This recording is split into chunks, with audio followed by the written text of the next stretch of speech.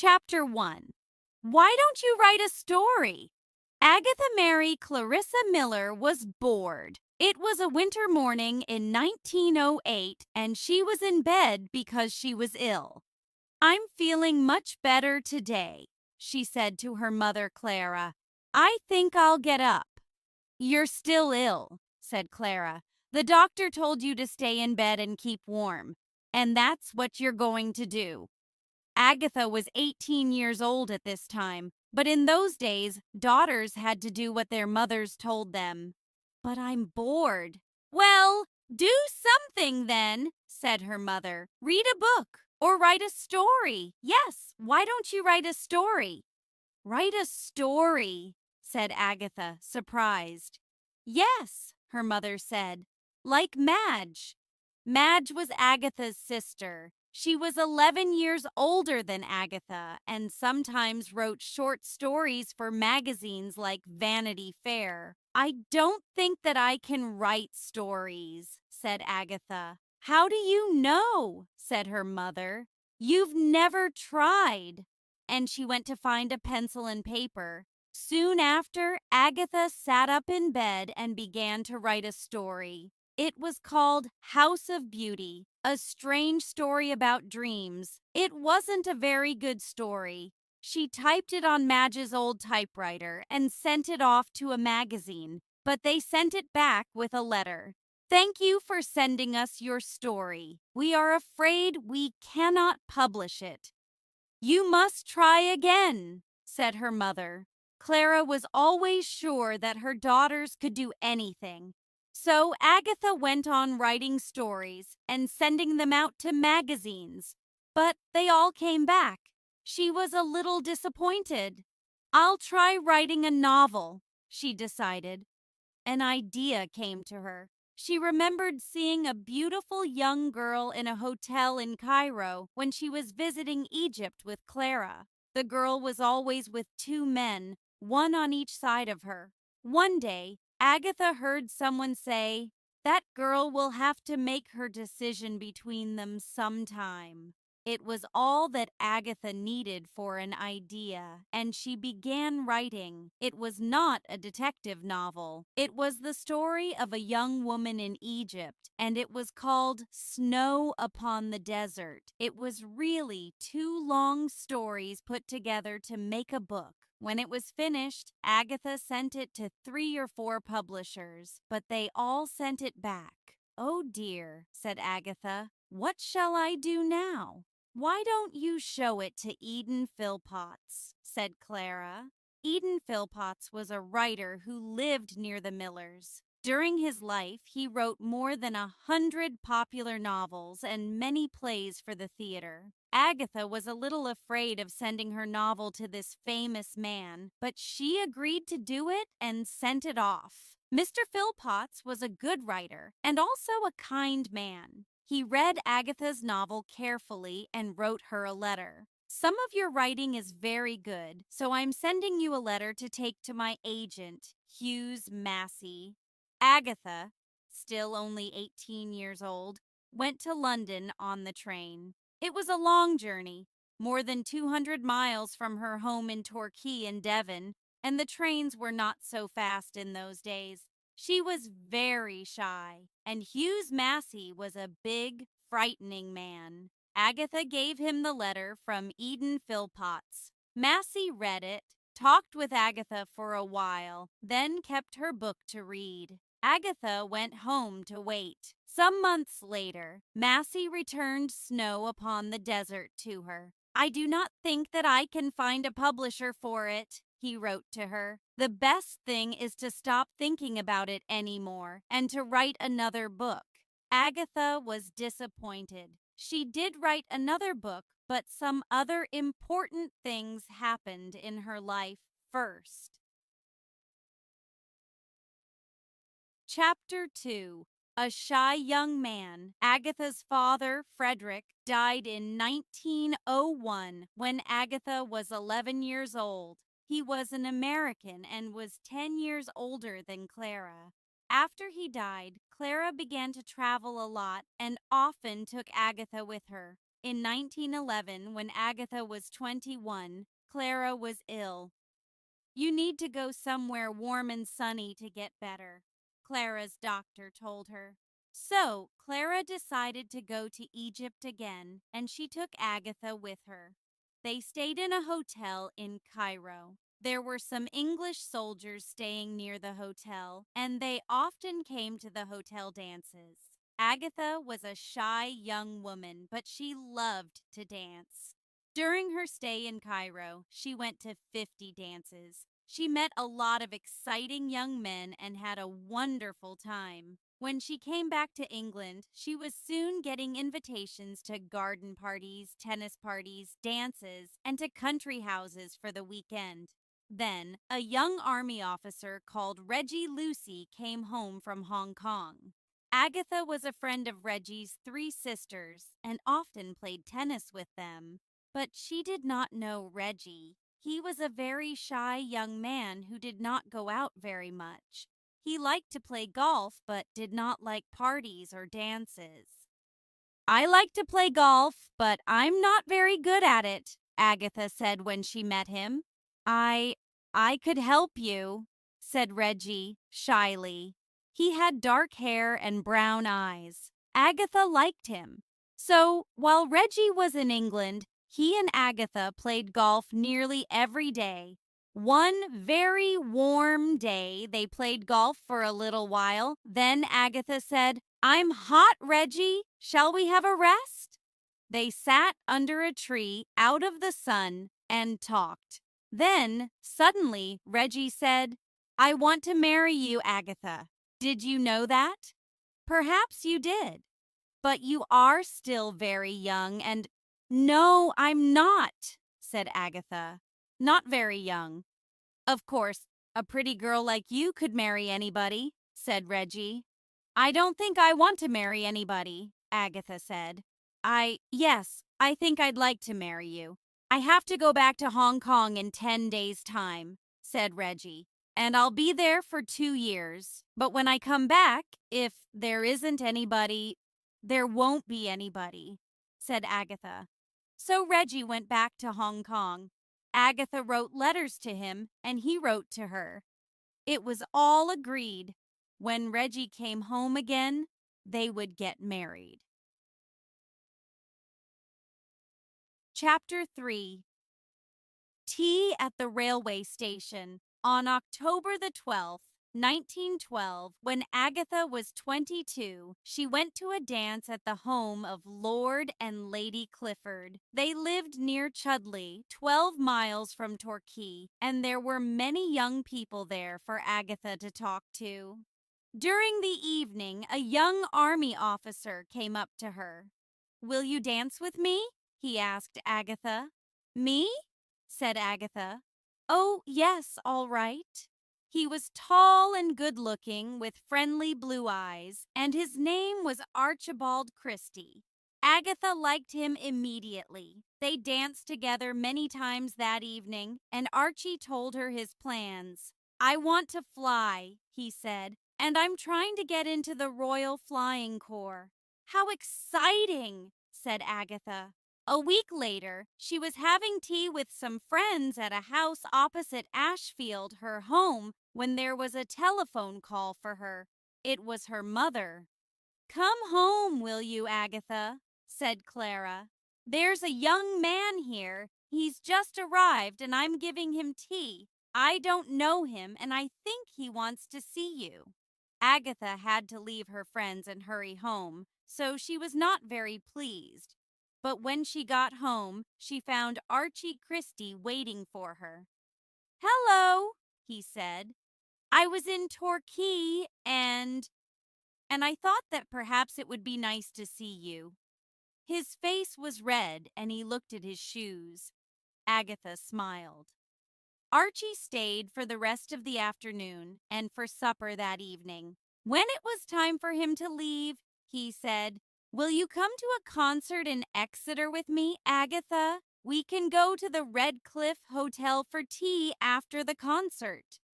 "I'd love to," said Agatha, then looked at Clara. "Can I, Mother?" "A concert, yes, Agatha," said Clara. "But tea at a hotel? No, I don't think so. Not a hotel." "Perhaps I could take Agatha to tea in the restaurant at Exeter railway station," said Archie. Agatha tried not to smile, but her mother agreed. So Agatha and Archie went to the concert and then had tea at Exeter railway station. "There's a New Year's dance in Torquay on the 2nd of January," said Agatha when Archie took her home later. "Will you come?" He smiled. "Of course," he said. "I want to see you as often as I can." But when Archie came to the New Year's dance, he was very quiet and did not seem happy. He seemed to be worried about something, but Agatha said nothing. 2 days later, on the 4th of January, 1913, they went to another concert together. Archie was still very quiet, and after the concert, Agatha asked, "What's wrong, Archie?" "The Royal Flying Corps have said yes to me," said Archie.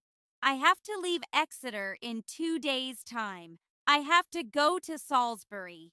He looked at her. "Agatha, you've got to marry me. There will never be anyone for me, only you. I've known that since our first evening together at the Cliffords' dance." Agatha was very surprised. But I can't marry you. I've already told Reggie that I'll marry him." And then she told him about Reggie Lucy. "You didn't marry him before he went away," said Archie. "Why not?" "It's because you don't really love him."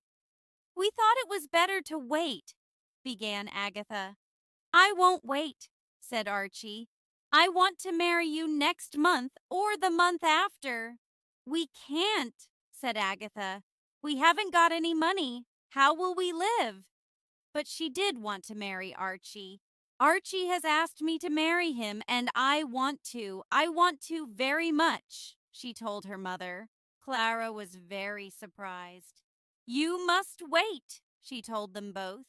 "I like you, Archie, but you are only 23 years old and neither of you has any money."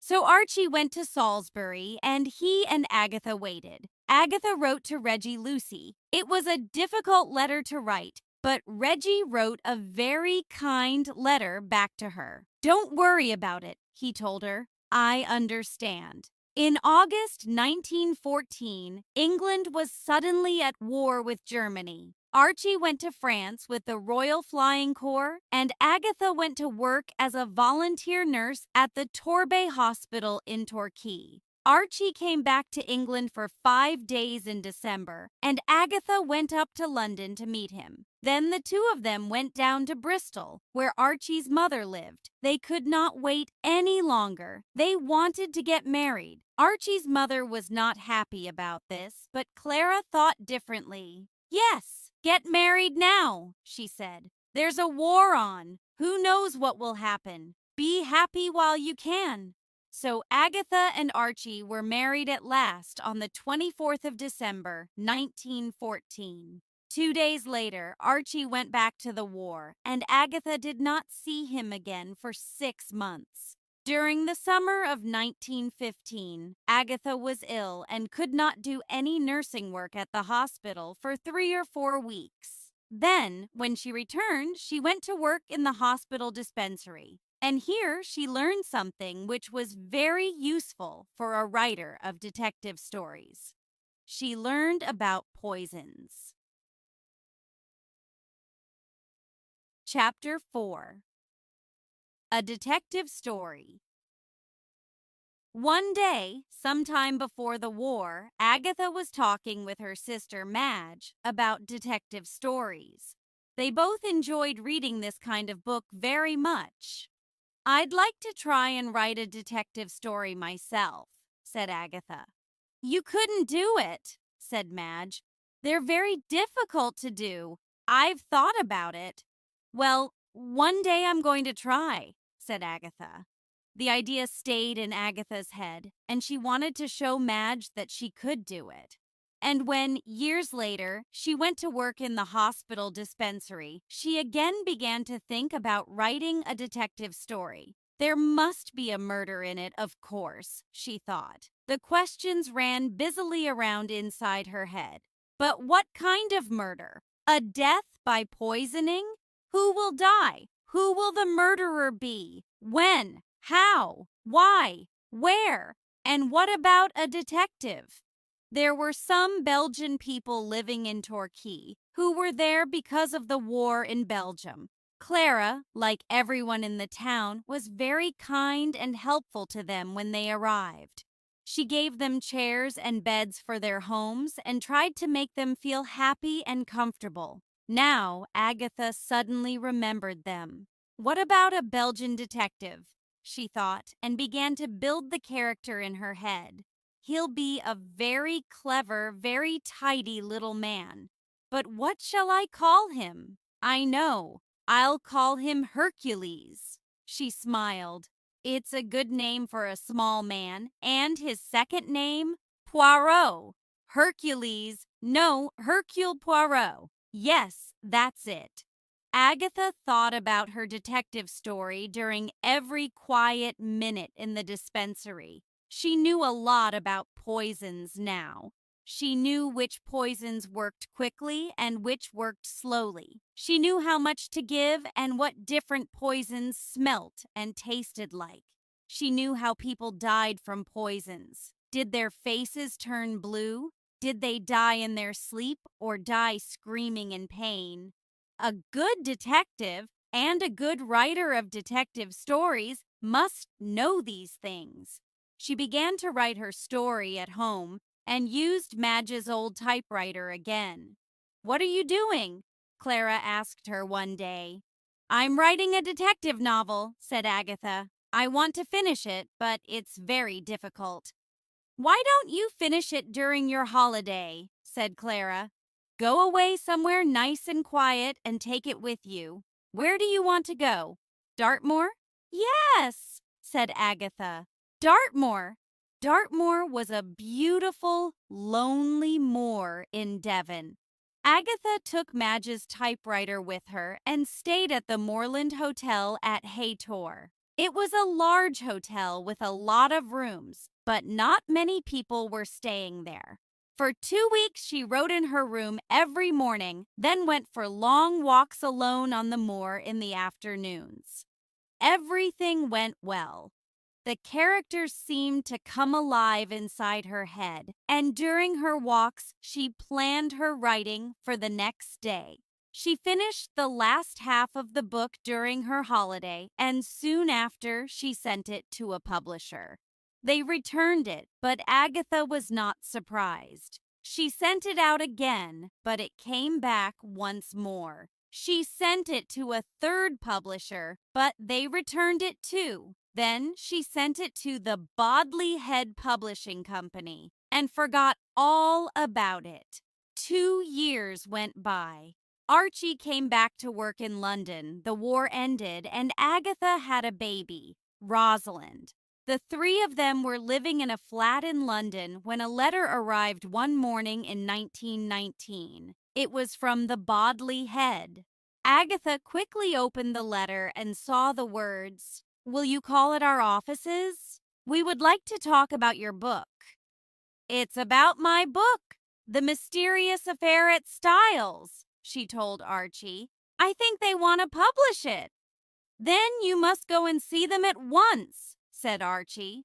Agatha went to the publisher's office. She met John Lane, a small man with white hair. "Do sit down," he said. He had a kind voice and blue eyes that looked carefully at Agatha. "Some of my readers think that we could publish your book, but you will need to change the last chapter. And there are a few other small things." Agatha was too excited to listen. She was happy to do anything. The Mysterious Affair at Styles was her first detective story, and she wanted to see it in the bookshops. So she wrote a different ending for it and changed 1 or 2 more small things, and at last John Lane was pleased with it. Chapter 5. A Good Detective Story Writer. Agatha's first book, The Mysterious Affair at Styles, was published in 1920. But before this, she began writing another book. It was Archie's idea. Mother is finding it difficult to pay all the bills at Ashfield, Agatha told him. Why doesn't she sell Ashfield? Archie said to Agatha. The house is too big for just one person. Then she can buy something smaller. Sell Ashfield? Said Agatha. Oh no, she can't. I love it, and it's our family home. Then why don't you do something about it? Said Archie. Do something? What do you mean? Why don't you write another book? Said Archie. Perhaps it will make a lot of money. Agatha thought about it. Ashfield was her family home, and it must stay in the family. Could she do anything to help?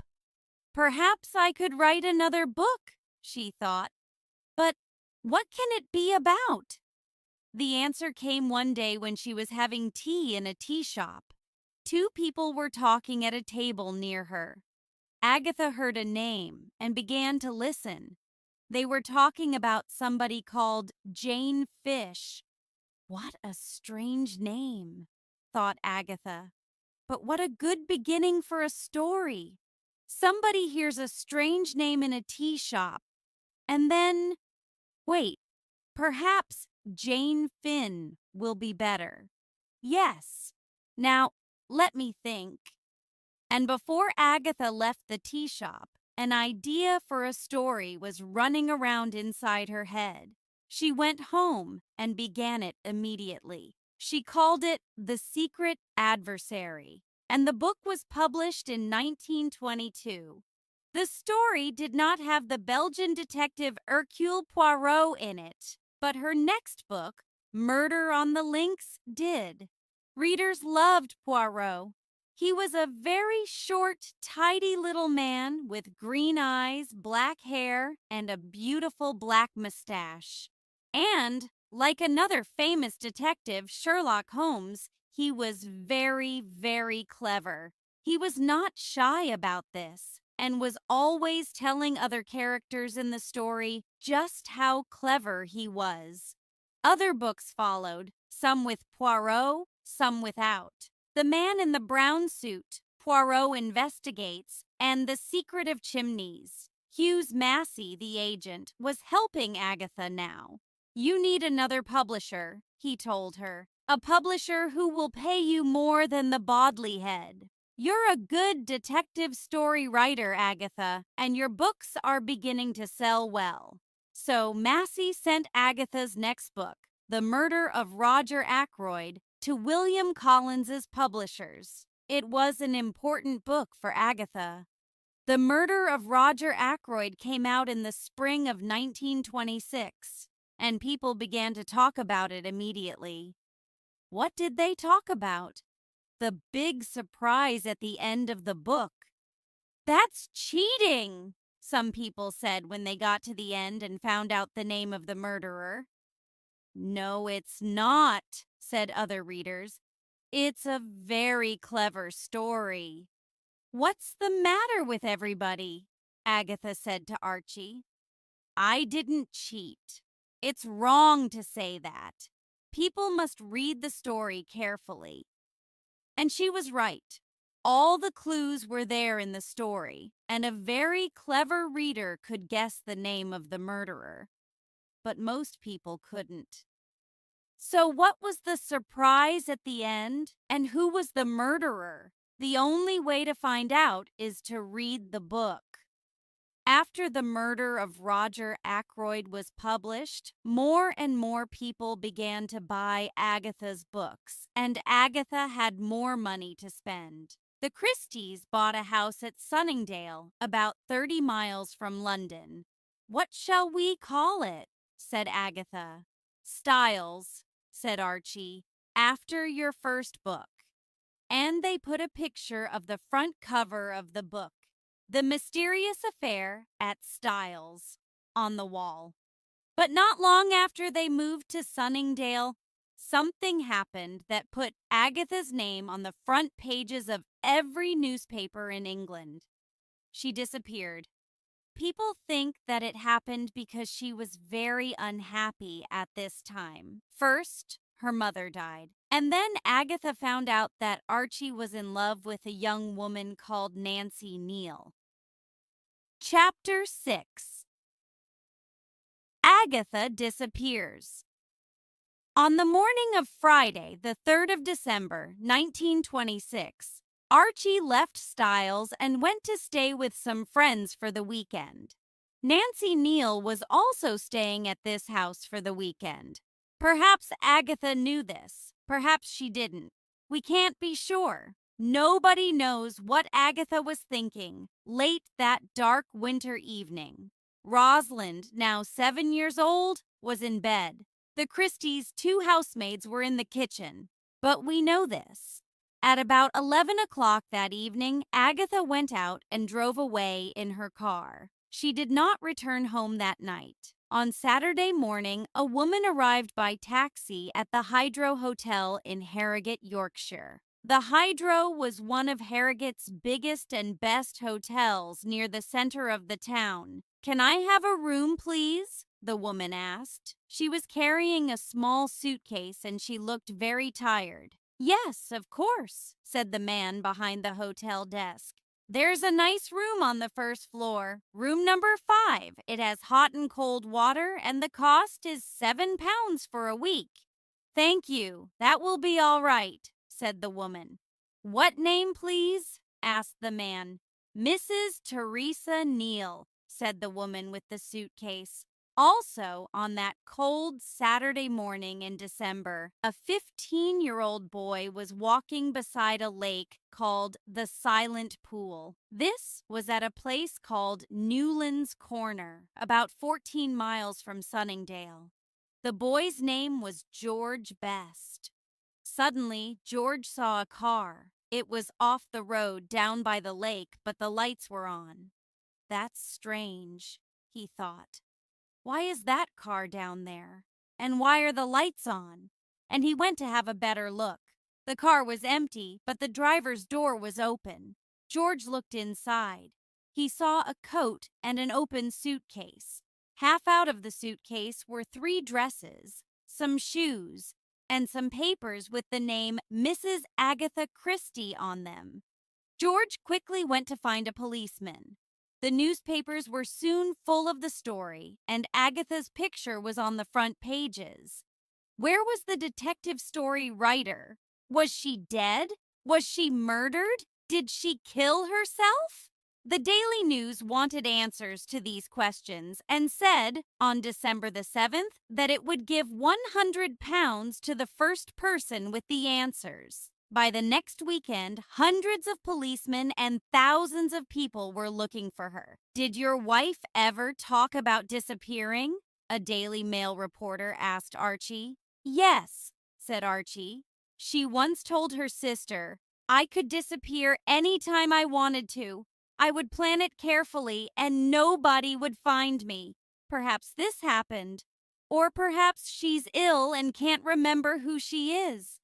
The police asked Archie lots of questions, watched his house, and followed him to his office. "They think I've murdered Agatha," he told a friend. The woman at the Hydro Hotel had breakfast in her room each morning and sat quietly reading in the hotel sitting room in the afternoons. She said, "Good morning," and "Good afternoon" to other people in the hotel and seemed worried because there were no letters for her. But one of the chambermaids went to see Mrs. Taylor, the wife of the hotel manager.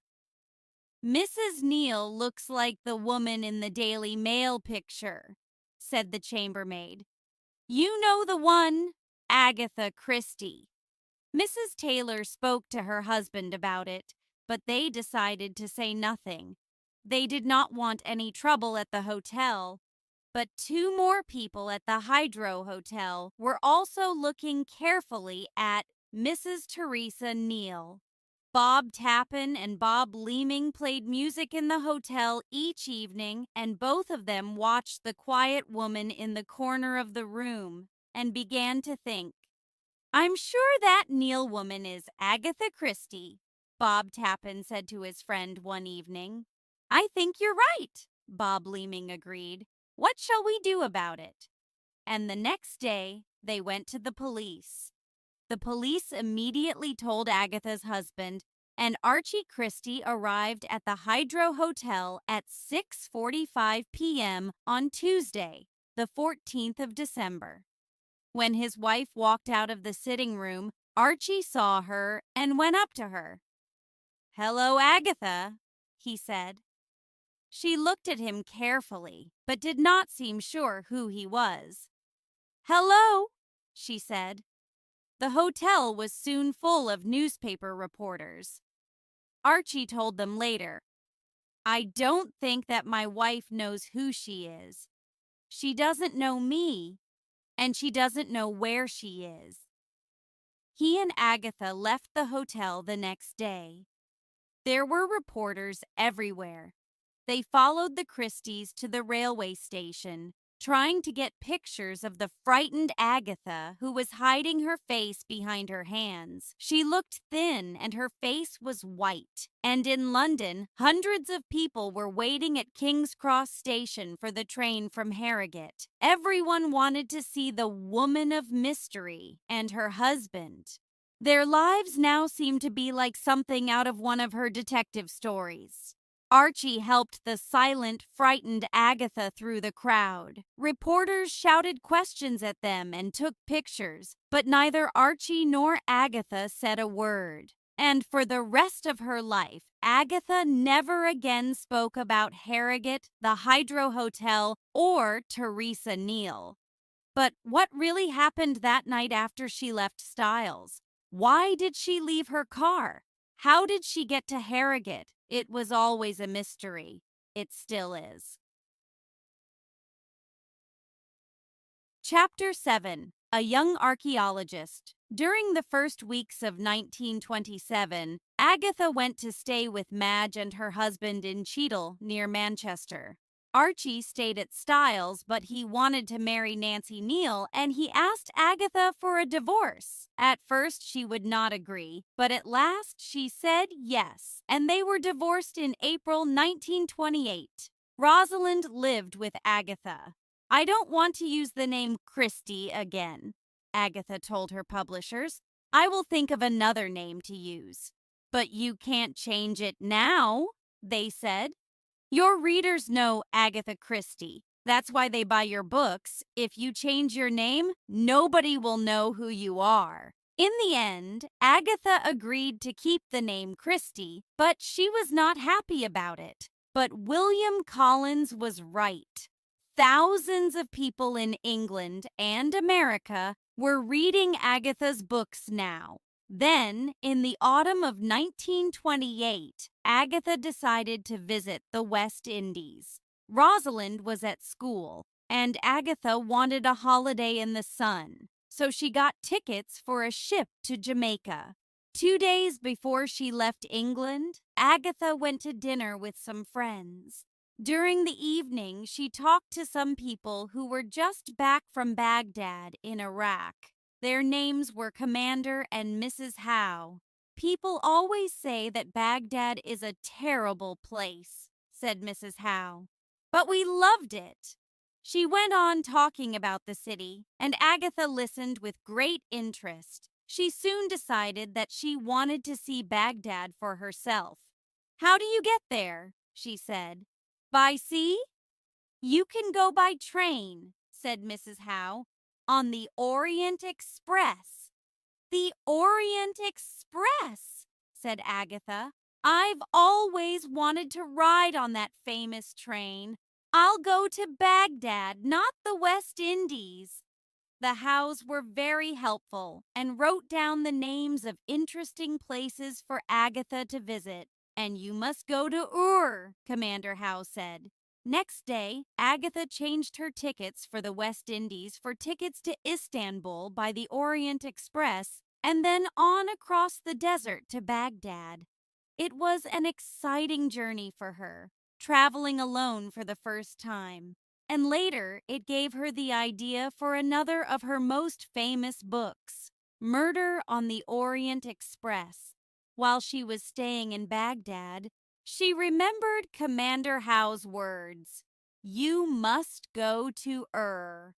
Archaeology was something that interested Agatha very much, and Leonard Woolley, the archaeologist, and his wife were working at Ur.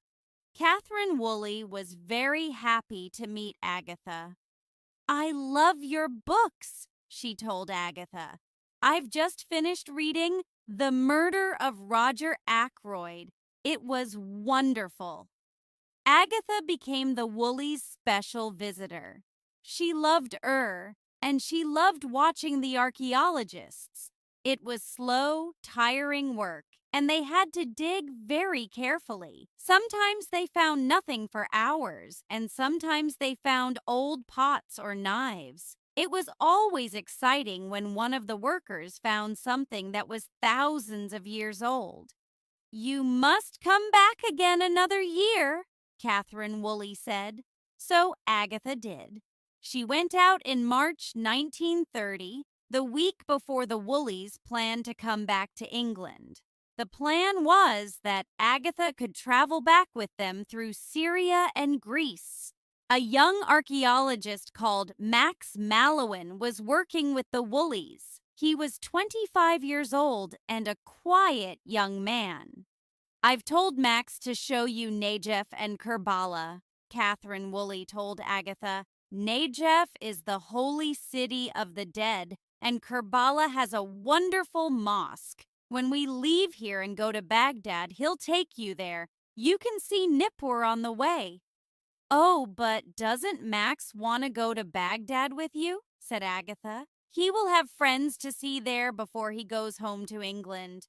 "Oh, no," said Catherine. "Max will be pleased to take you." The young archaeologist was pleased to take Agatha. He liked her immediately, and Agatha liked him. They talked and laughed and enjoyed every minute of their time together.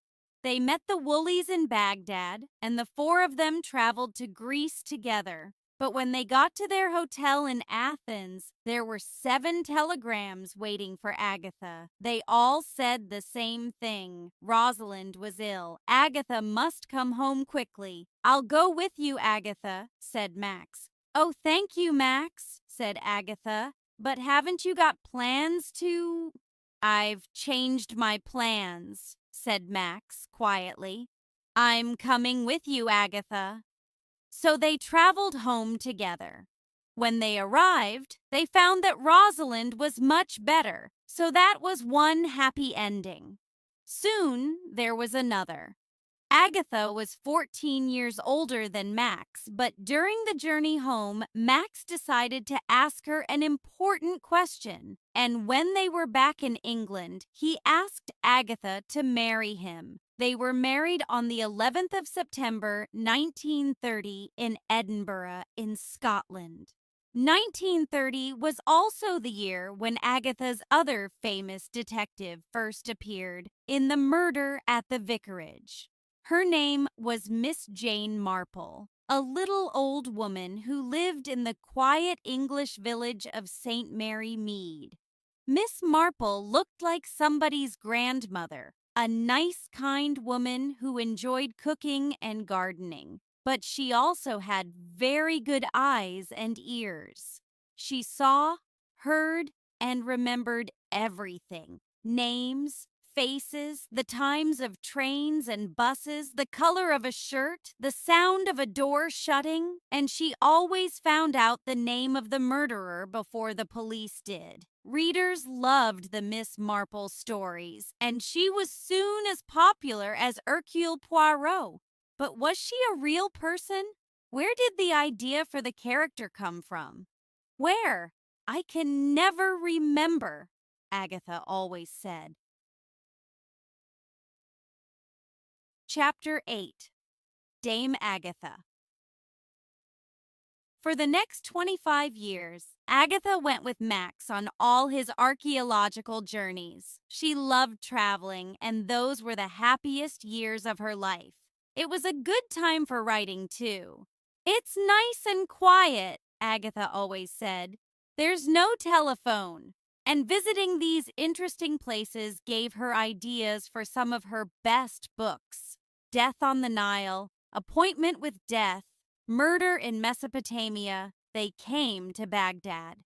She was now one of the most popular detective story writers in the world. One of the many people who enjoyed her books was Queen Mary, the mother of the King of England. One day in 1946, Agatha had a letter from the British Broadcasting Corporation in London.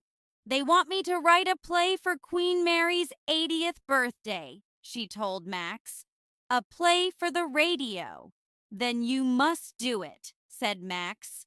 Agatha's play for radio was called Three Blind Mice. Later, she wrote the play again for a London theater. This time it was much longer, and she gave it a new name, The Mousetrap. It is a very famous play. It opened in 1952 and has been in one or other of the London theaters ever since then. In 1997, 45 years later, people were still going to see the play. Why? It's a very good murder mystery, of course, but there is another story about the mousetrap, too. Every night at the end of the play, one of the actors talks to the people in the theater and says, "Please don't tell your friends who did the murder in this play. They must come to the theater and see the play themselves." And everybody keeps the secret of the murderer's name. And so more and more people go to see the play. In 1971, Queen Elizabeth made Agatha a Dame of the British Empire, a very high honor for a woman in Britain. But why was Agatha Christie so famous? Perhaps it is because she was a wonderful storyteller. She planned her murder mysteries very carefully, putting a clue here, a clue there. And they are clever clues, so it is not easy to guess the name of the murderer. Who did it? We want to know. And by the end of the book, everything falls tidily into place, and we have the answer. And of course, the stories are not really about murder and death. They are puzzles with comfortable endings, because it is pleasing to read that the detective always catches the criminal. For an hour or two, we can escape from real life, which is often neither tidy nor comfortable. Agatha Christie died on the 12th of January, 1976. During her life, she wrote 67 detective novels, 10 books of short stories, 13 plays, 6 novels that were not about crime, using the name Mary Westmacott, and 2 books about her life. Many films were made from her books. The most famous one is Murder on the Orient Express, made in 1974. Today, millions of her books, in more than 40 different languages, are still sold in every country of the world, from China to Nicaragua. Agatha Christie was, perhaps, the greatest detective story writer of all time. A woman of mystery, both in books and in life.